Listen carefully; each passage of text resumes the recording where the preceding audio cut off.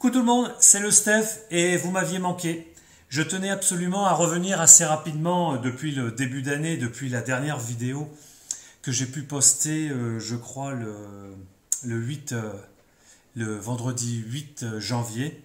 Vous saurez, certains savent pourquoi, je n'ai rien refait depuis. Voilà, donc c'est la vie, c'est assez compliqué en ce moment, mais je tenais à faire ce tag 2021 avec vous, car toutes les chaînes, pratiquement, celles que je connais, il y en a encore quelques-unes qui l'ont pas faites, surtout peut-être les grosses chaînes, mais ça va arriver, je pense, parce que là, le temps que ça mouline et tout ça, c'est pas facile. Donc voilà, donc je suis sur mon tag 2021 for Steve Jeez. C'est parti.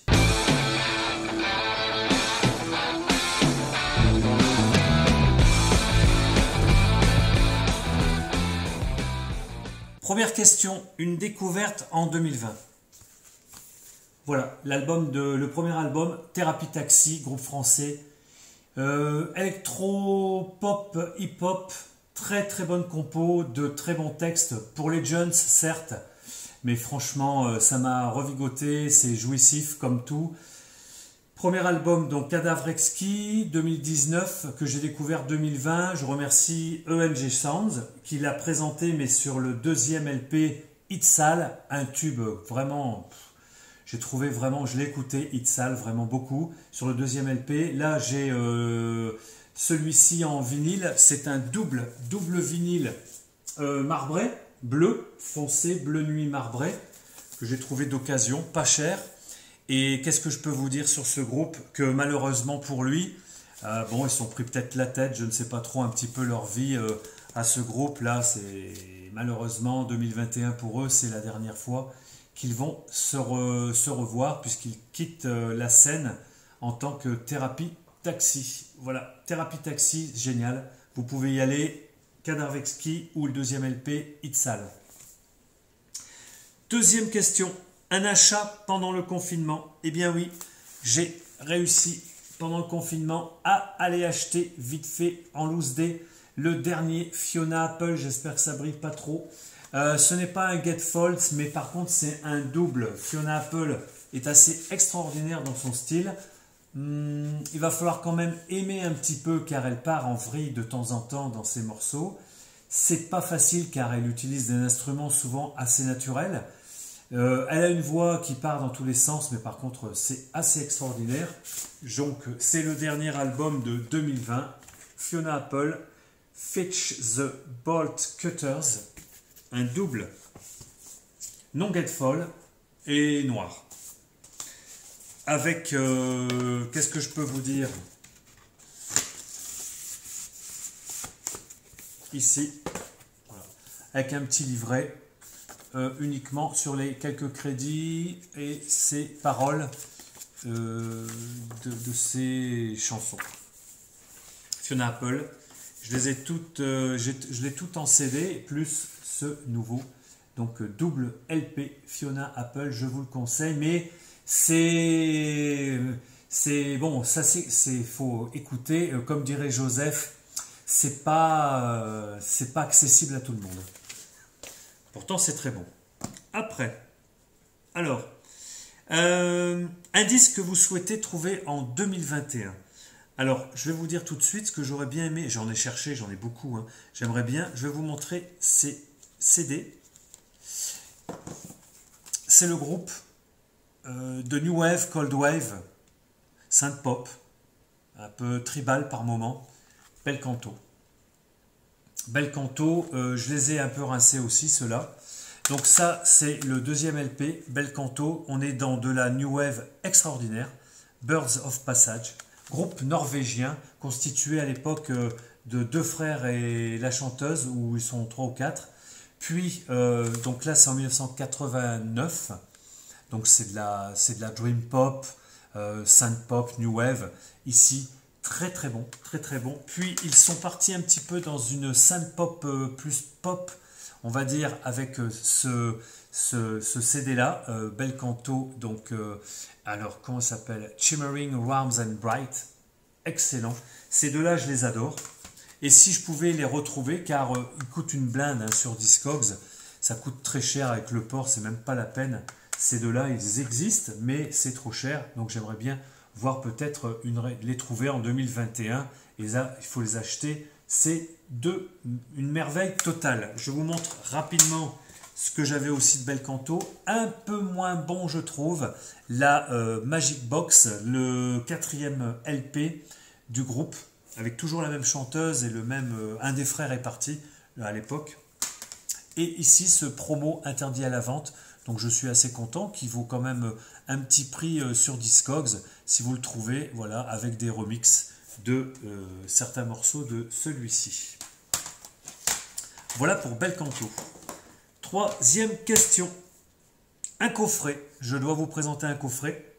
J'en ai pas mal des coffrets, mais je voulais vous en montrer un, en particulier que j'ai beaucoup écouté avant d'avoir toutes les éditions seules. C'est le coffret du 4LP Alan Parsons Project, avec donc dedans iRobot, Pyramide, Eve et The Turn of Friendly Card. Voilà. Je l'ai rincé, il n'est pas tout neuf, ça fait longtemps que je l'ai. Il est assez sommaire, il n'est pas spécialement beau, mais par contre on a ici 4 albums que tout amateur de rock mélodique propre doit avoir. Voilà. Donc ça se présente comme ça. À chaque fois, nous avons un joli vitrail.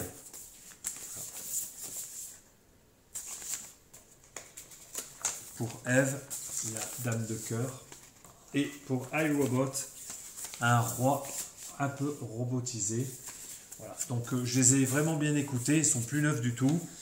Mais je tenais à vous montrer ce coffret. Si vous le trouvez, il est trouvable, hein, il n'est pas très cher. Vraiment, c'est très très bon. Après, si vous avez chaque album séparément, ça vaut peut-être pas le coup. Mais moi, j'aime bien avoir un peu toutes les versions, un petit peu. Après, question 5. Un concept album. Bien, je ne vais pas plus loin que les productions de Alan Parsons. Si vous vous rappelez, en 1984, sort un album éponyme produit complètement par lui-même, Alan Parsons, avec ses musiciens, donc lui, il ne joue pas. Il les laisse faire et ils sortent un très bon produit, peut-être un peu lisse, un rock mélodique avant tout et progressif avec de très très bons morceaux. Par moments, c'est un petit peu... enfin, je ne vais pas le casser parce que j'adore cet album, mais c'est vrai que ça peut paraître un peu lisse, un peu plat par moments. Par contre, c'est dans la lignée d'Alan Parsons, Barclay James Harvest, Supertramp, il y a tout ce mélange comme ça, avec une voix extraordinaire du chanteur. Donc je vous le conseille, cet album, c'est un concept. Le Kids, produit par Alan Parsons, 1984. Vous pouvez le trouver facilement sur Discog, il doit être en vente, il n'y a pas de souci. Si vous le cherchez, il est très très bon, avec une très belle, un très beau visuel, mais c'est pas celui-là que j'ai choisi. Question numéro 6. Un album où l'artiste a changé de style. Je vous assure, je suis comme tout le monde, j'ai cherché, j'en ai trouvé pas mal, mais c'était pas tout à fait ça. Moi, je voulais vraiment un artiste qui change complètement de style en 2 albums. Eh bien, j'ai trouvé, vous allez, ne riez pas, mais c'est l'artiste française ou peut-être franco-belge, Mistigri. Alors, Mistigri, rappelez-vous, vous rappelez, Envoie-moi au ciel. Voilà, donc le Mistigri, cette artiste française, n'a pas fait long feu en carrière, mais moi j'adore. Elle a fait un premier album éponyme, donc qui s'appelle Mistigri, avec des morceaux très rock, très années 70, bien péchou, avec des solos de gratte, avec un groupe derrière elle qui envoyait du lourd. Et 2-3 ans plus tard, elle nous sort un album où on a je n'ai que celui-là pour l'instant, en CD, c'est l'album, donc là c'est le 2, c'est le 2 titres, donc Envoie-moi au ciel. Donc on n'est plus dans le registre rock bien péchu, on est dans la dance, dans la house, dans le presque disco par moment, je pense. Je n'ai pas l'album, j'attends de le recevoir, je l'ai commandé sur Discog, le tout premier, pour me refaire un petit peu une tournée de cette artiste qui est assez extraordinaire. Alors, il faut aimer les voix de souris, mais derrière, oui, les voix de souris, hein, les petites voix fluettes, mais franchement, elle envoyait quand même du lourd. Alors Envoie-moi au ciel, voilà, c'est de 1998, l'album s'appelait Tout Feu, donc de l'électro house rock un petit peu. Donc elle a vraiment changé de style en deux productions. Voilà. Et bien évidemment, pourquoi pas, on me demande un album avec un label blanc. Eh bien j'en ai un et vous allez voir tout de suite, vous allez comprendre. Voilà pourquoi je m'y suis réintéressé. C'est parce qu'en cherchant dans tous mes vinyles, parce que bon, je ne les ai pas classés, moi comme certains, j'ai trouvé ce label blanc et vous voyez, je me suis dit, qu'est-ce que c'est marqué? Misty Gris. Misty Gris, Hyper Pearl Mix et DJ Jack and Rubber Mix. Je me suis dit, mais je connais. En fait, bien sûr, c'est cette chanteuse, artiste, interprète, auteur-compositeur, Misty Gris, sur un label complètement blanc. Là, on ne pourra pas me dire que j'ai truandé la question. C'est vraiment... alors, je ne sais pas pourquoi c'est tout blanc. Ça ne m'intéresse pas beaucoup. Donc, on a une pochette blanche avec juste un petit autocollant sur Misty Gris. Et le label blanc, c'est des remixes de son morceau déjà house. J'ai écouté, bon, ça s'écoute, mais c'est pas tout à fait ce que j'écoute. Voilà l'album blanc de Misty Gris, l'artiste. Je coupe, je reviens. C'est parti. Non. File. Non. Rebelle. File de là-bas.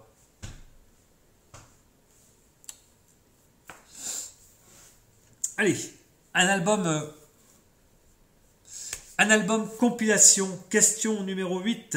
Eh bien écoutez, j'en avais pas mal, mais bon, vous savez que j'aime le rock, le hard rock, un petit peu de métal, un petit peu de tout d'ailleurs, de moins en moins le hard rock, mais j'ai celui-là que j'ai quand même pas mal écouté. Ce qui est intéressant dans ce hard rock rendez-vous, c'est une compile vraiment superbe de groupes et d'artistes hard rock des années fin 80-90, avec par exemple Patrick Rondat, bon, on le nomme pas celui-là, comme Guitar Hero, Nina Scott,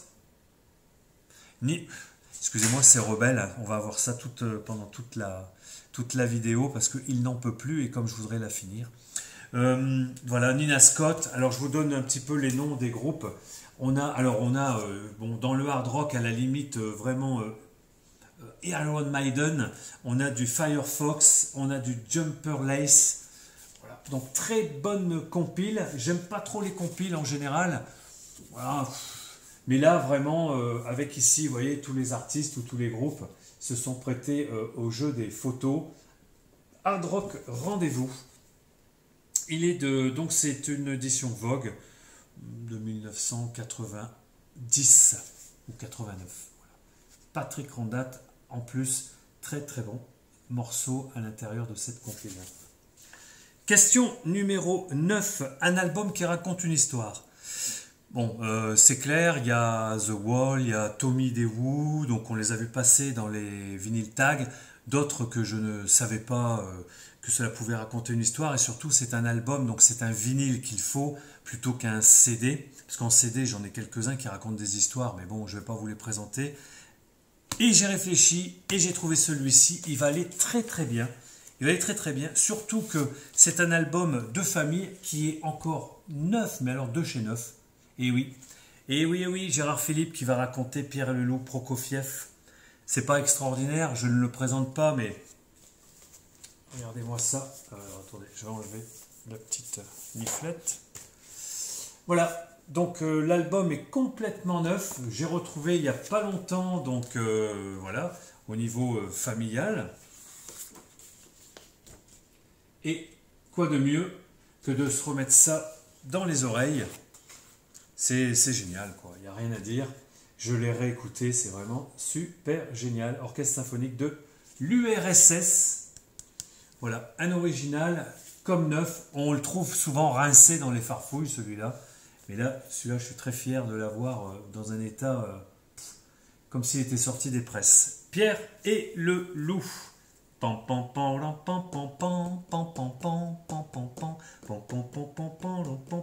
non, c'est pas ça, c'est pas ça. Alors, un album, alors maintenant, question numéro 10, un album qui n'est sorti qu'en CD. Je vais vous montrer tout de suite, ce que je regrette bien d'ailleurs, celui-ci.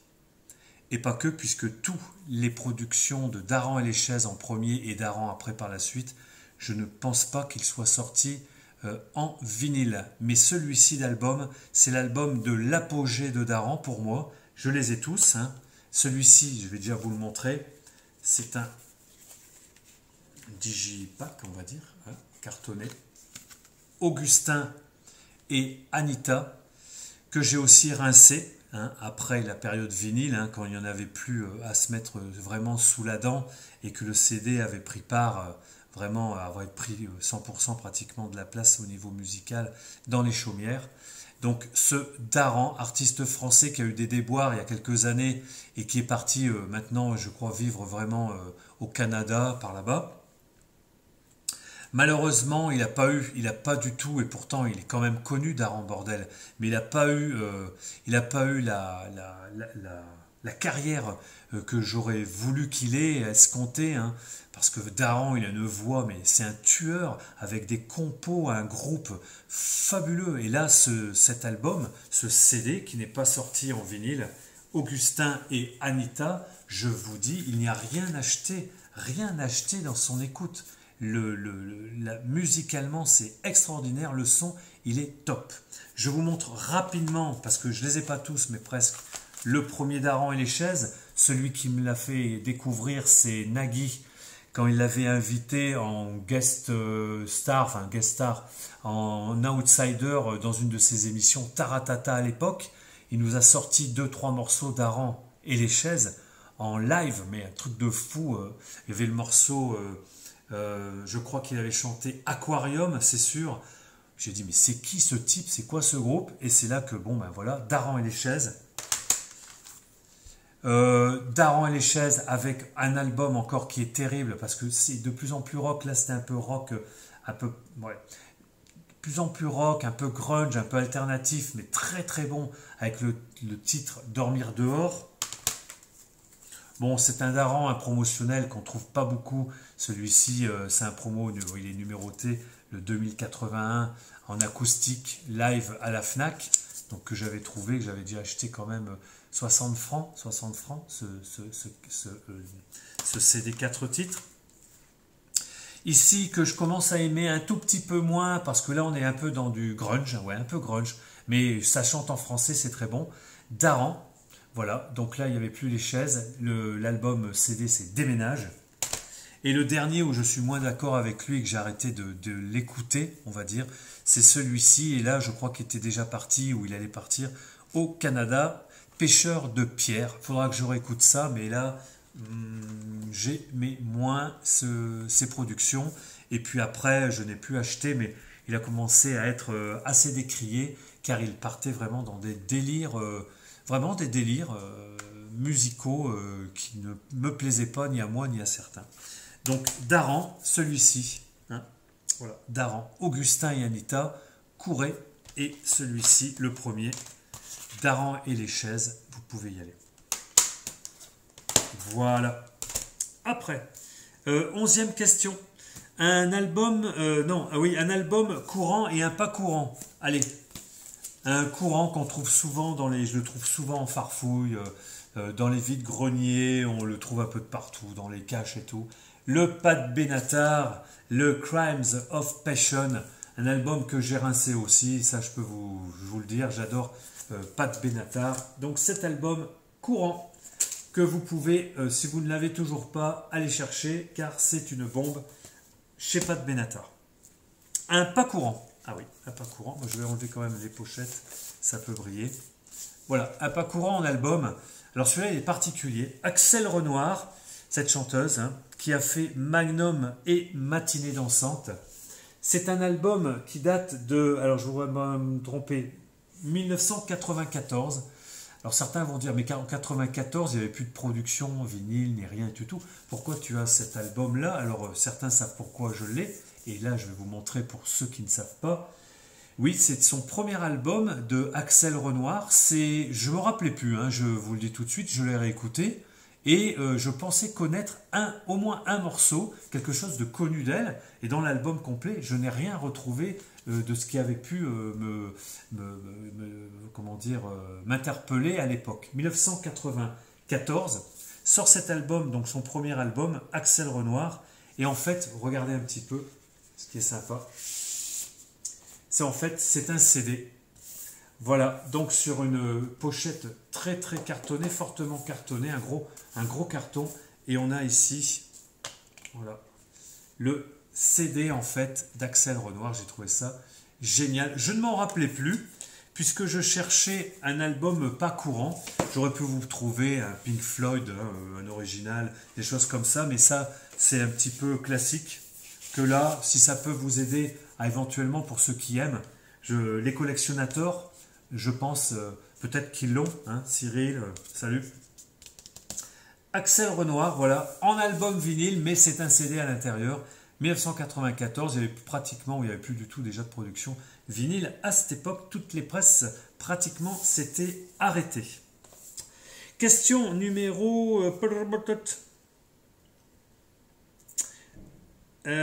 donc voilà, la 11 c'est fait. La 12, un EP. J'en ai pas mal d'EP. Hein. Certains n'en ont pas, moi j'en ai pas mal. Je vais vous montrer celui-ci qui me tient à cœur. Je l'avais trouvé.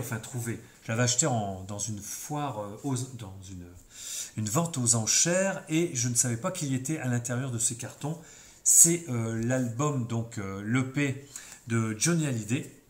Voilà, c'est le EPL 7.750. Celui qui veut regarder, il verra que c'est vraiment l'original. Il y en a eu plusieurs hein, comme ça, mais c'est l'original, et en plus, franchement, incroyable. Il a été signé par Johnny Hallyday à l'époque. Donc il est de, je ne sais plus de quelle année il est, cette EP de Johnny. Voilà, je vous montre. Alors il est rincé, hein, franchement, malheureusement il n'est pas en très bon état au niveau, c'est de la poussière, hein, au niveau du disque il n'est pas en très bel état. Donc on a 2 titres, on a 4 titres, hein, donc c'est bien un EP. Extended Player. Et il est signé, voilà, c'est A. Mireille, Johnny Hallyday. Je ne sais pas si vous le verrez bien. Hein. Moi, au départ, je ne l'avais pas vu. Et je pensais que c'était une personne qui l'avait signé elle-même, peut-être à l'époque, pour s'amuser.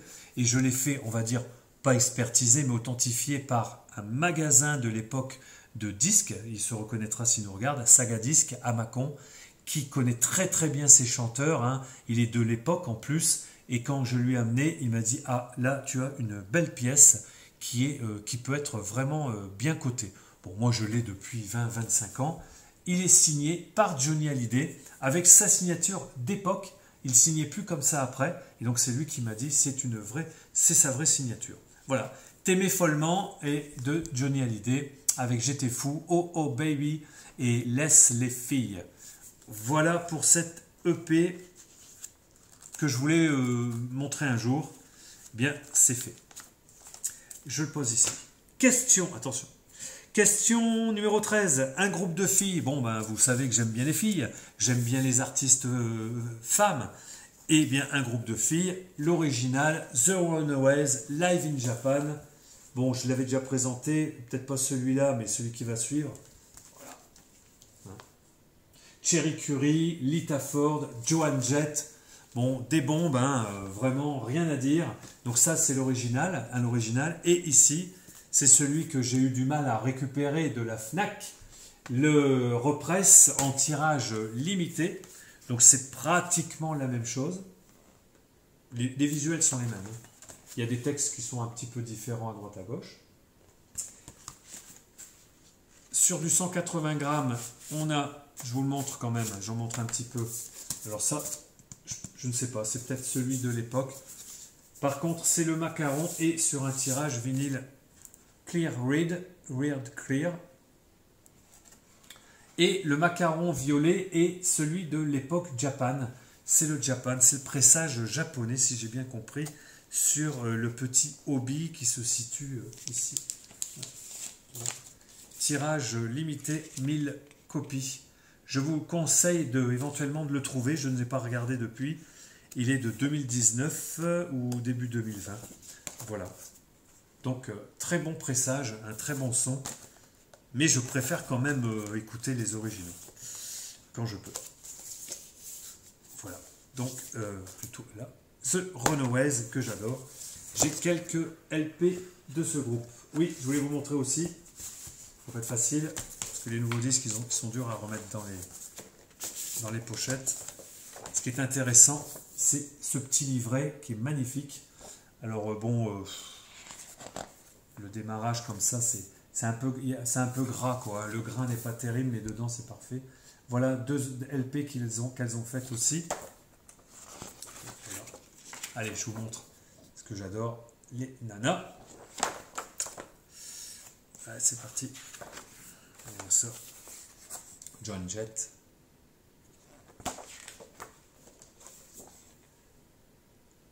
Elle, ça va être la bassiste, je pense. Lita Ford, ouais. Non, Sandy West, pardon, la batteuse. Et Lita Ford. Voilà.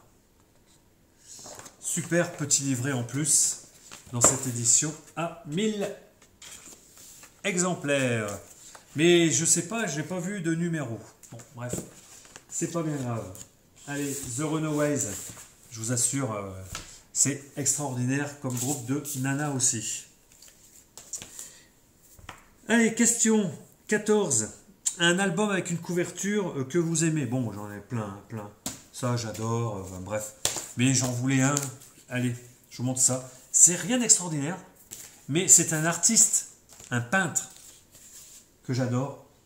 Le groupe, c'est Nazareth, bien sûr. Expect No Mercy. Un album fabuleux, mais la cover, elle est magnifique. C'est Frazetta. Voilà. Frazetta leur a peint souvent des pochettes. On les trouve aussi dans les trading cards, je vous en montrerai si un jour j'ai le temps. Voilà la pochette que je voulais vous montrer, qui est très guerrière, voilà. C'est magnifique, je ne sais pas ce que ça peut rendre à la vidéo, mais elle est magnifique. Et un album de Nazareth que je vous conseille. Si vous ne connaissez pas trop Nazareth, vous pouvez essayer celui-ci, Expect No Mercy, extraordinaire. Rien que le titre de l'album, le morceau, il est fabuleux. Après... Question 15, l'album que vous avez le plus écouté. Bon, je suis un petit peu comme Arnaud, hein, Nono Vinyl Calife, hein, il en a rincé 400, 500, et comme tout le monde d'ailleurs, donc c'est compliqué de répondre à ces questions, mais c'est le petit challenge, et je me suis dit, quel album j'ai écouté? Celui-ci. Vraiment, alors celui-là, il est tourné sur mon tourne-disque à l'époque. Voilà, téléphone, le premier.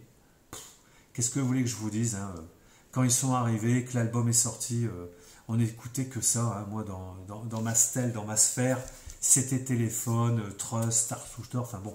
Mais c'était surtout ce téléphone avec, bon, il n'y a rien acheté, hein, Giaphone, Anna, j'en passe, c'est des meilleurs, Flipper, on te donne 3 balles, Métro, c'est trop, ben, bref.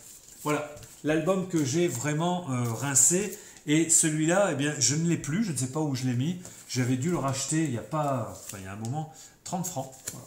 J'avais dû le racheter, il n'est pas en très bel état, mais c'est pas grave. Alors, après, 16e question. Un album qu'il me faut absolument en original. Je la passe, je m'en fous d'avoir des originaux. J'achète au fur et à mesure, j'achète au coup de cœur. Je ne suis pas un puriste là-dedans, donc c'est un original, c'est pas un original, c'est un repress ou quoi, je m'en fous complètement. Donc, je passe la question 16. La 17. Votre dernier achat, eh bien je l'ai reçu là, il y a quelques jours, je ne l'ai même pas ouvert. Et oui, Skip the Use, le groupe français que je ne savais pas qu'il s'était reformé, puisque je sais que le chanteur était parti du groupe et avait essayé de faire une carrière, je crois, solo, mais qui n'a pas trop bien décollé de mémoire. J'ai les 2 premiers albums, bon, en CD. Hein. Ce qui m'a fait connaître, c'est les Victoires de la musique, quand ils ont chanté un morceau avec des chœurs d'enfants. Je ne pourrais plus vous redire l'album, ça fait un moment que je l'ai écouté, c'est sur leur premier album. Et bon, j'ai trouvé ça fabuleux, parce qu'il avait repris donc en live, et en plus très rock, très rentre dedans, avec ces chœurs d'enfants, qui duraient au moins 10-12 minutes. J'étais tombé sur le cul.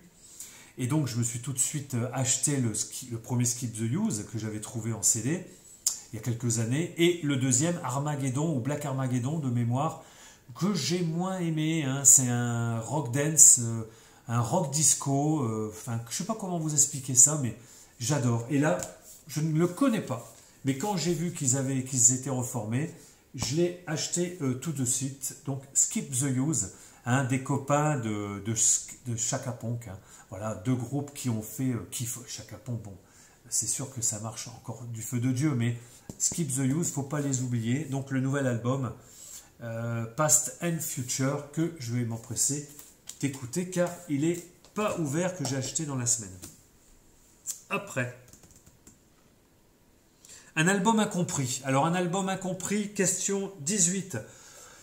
J'allais la passer parce que je cherchais, mais comme j'avais vraiment pas le temps avec tout ce qui m'arrive en ce moment depuis début janvier, j'ai pas trop la tête, mais je me suis dit, il faut que je fasse quelque chose. Cet album incompris, est-ce que ça peut être un artiste, un auteur qui peut être incompris? L'album peut être très bien compris. Vous voyez ce que je veux dire? Bien, j'ai trouvé. J'avais acheté il n'y a pas longtemps ce Michel Houellebecq. Michel Houellebecq, ce n'est pas un chanteur, hein, ce n'est pas un artiste musicien, hein, vous le connaissez. C'est un écrivain, déjà il est incompris par certains et compris par d'autres. Et je me suis dit, je vais vous présenter ce vinyle, car vous n'êtes peut-être pas censé savoir, mais il en a fait 2 ou 3 déjà de LP. Celui-là c'est son premier, Présence humaine. Alors, l'album pour moi, je vous dis tout de suite, c'est une perle, c'est une merveille. Alors il ne chante pas, parfois il peut fredonner, il parle beaucoup, il raconte ses textes sur une musique rock, blues, rock, pas hard, hein, mais rock and roll des fois, enfin très très bonne musique. La musique d'ailleurs, elle est composée, si vous connaissez, c'est Bertrand Burgala.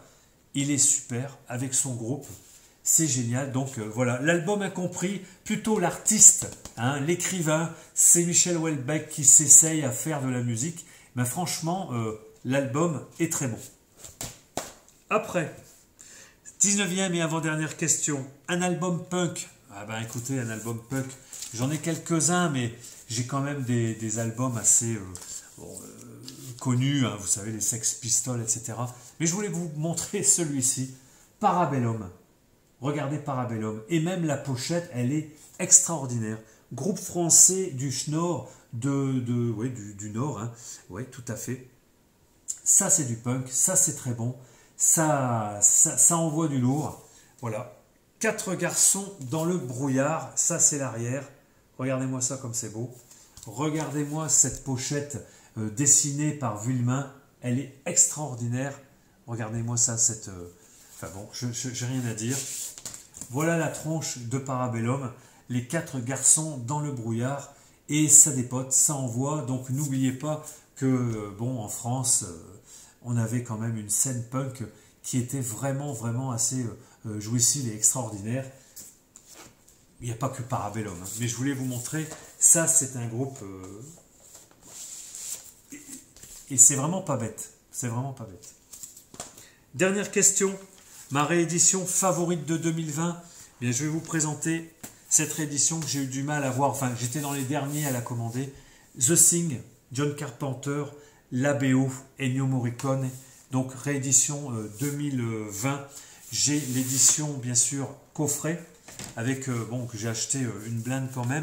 Bon, c'était 60 €, hein, c'était 60 €, mais maintenant c'est plus du tout le prix. Voilà, donc on a le Lost Cues par John Carpenter, des morceaux qu'ils n'ont pas mis dans le film. Ça doit être ça. C'est une édition non pas de Waxworks, mais j'ai acheté celle de Boons Records. Donc je vais vous montrer, voilà, la réédition qui est très très bonne. The Thing, Ennio Morricone, magnifique. Je ne sais pas si je vous l'avais présenté ou j'en avais parlé. Voilà. Une édition donc limitée. Le coffret, on peut le trouver encore, hein. Voilà. Regardez-moi ça. Snowfall, je ne sais plus comment ils appellent ça. Voilà, The Thing. Magnifique. J'espère que cette vinyle tag vous aura plu. J'ai eu quelques petits déboires avec mon petit toutouille, hein, qui en a marre de virevolter dans le salon alors qu'il pourrait être dehors et tout, mais je lui ai dit non, rebelle, il faut que je fasse cette vinyle tag aujourd'hui, ce matin, autrement je n'y arriverai jamais. Alors je vous fais à toutes et à tous la bise. J'ai beaucoup de petits projets qui arrivent, hein. Bon, il y a les soldes 2020, quand je veux, bon, il y a plein de choses, mais c'est pas le but aujourd'hui. Vinyl Tag 2021. Je vous remercie à tous. Plein de bisous. À bientôt. Ciao, bye. À plus. CD Tag arrive dans quelques jours. J'espère la faire la plus rapidement possible. Ciao.